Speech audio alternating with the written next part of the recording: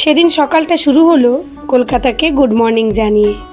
কি সুন্দর চারিদিকে সবুজে ঘেরা গোদরেজ 7। তারপর সকালে ব্রেকফাস্ট সেরে সাজুগুজু করে নিলাম, আমরা যাব বকখালি। বাচ্চাদের কি আনন্দ দেখেই তোমরা বুঝতে পারছো।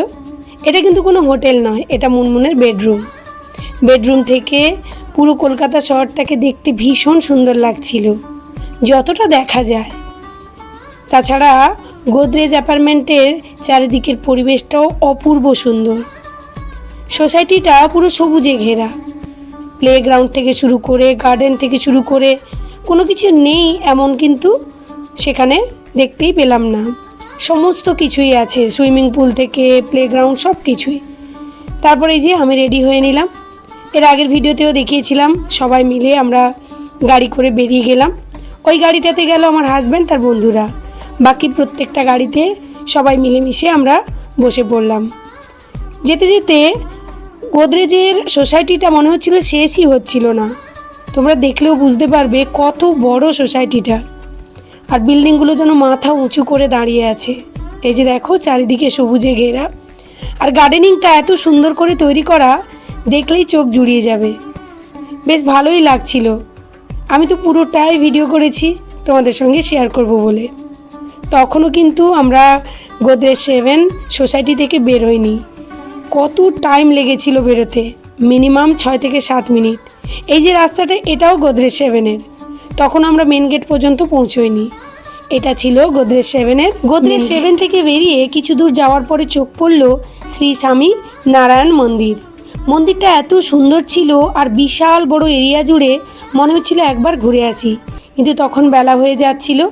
তারপর প্রায় 2 ঘন্টা জার্নি করার পর সবাই বলল যে বাচ্চাদেরকে খাইয়ে নিই, সঙ্গে আমরাও খেয়ে নেব। হাজব্যান্ডদের গাড়ি তখনও অনেক পেছনেই ছিল, ওরা আমাদেরকে লোকেশান দিয়ে দিয়েছিল। তো আমরা সবাই মিলে ওই রেস্টুরেন্টটাতে উঠে গিয়ে দেখি ওখানে চাউমিন, ধোসা, মোগলাই এসব পাওয়া যাবে, কিন্তু ভাত তরকারি এগুলো পাওয়া যাবে না। তো আমরা তো সকালে ব্রেকফাস্ট করেই বেরিয়েছিলাম, তো দুপুরের লাঞ্চটা সারার জন্যই কিন্তু আমরা এখানে এসেছিলাম, কিন্তু দেখলাম এখানে ভাত তরকারি পাওয়া যাবে না।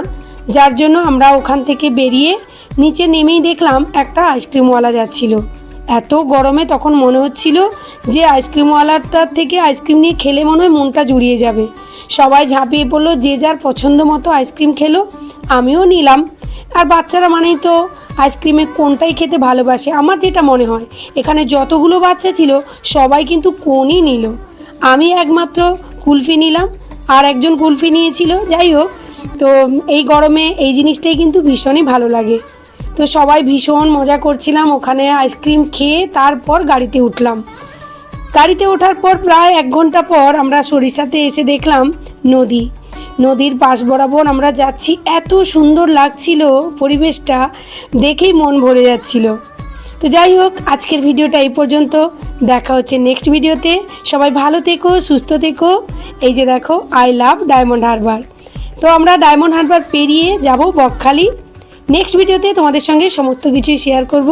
এখন টাটা।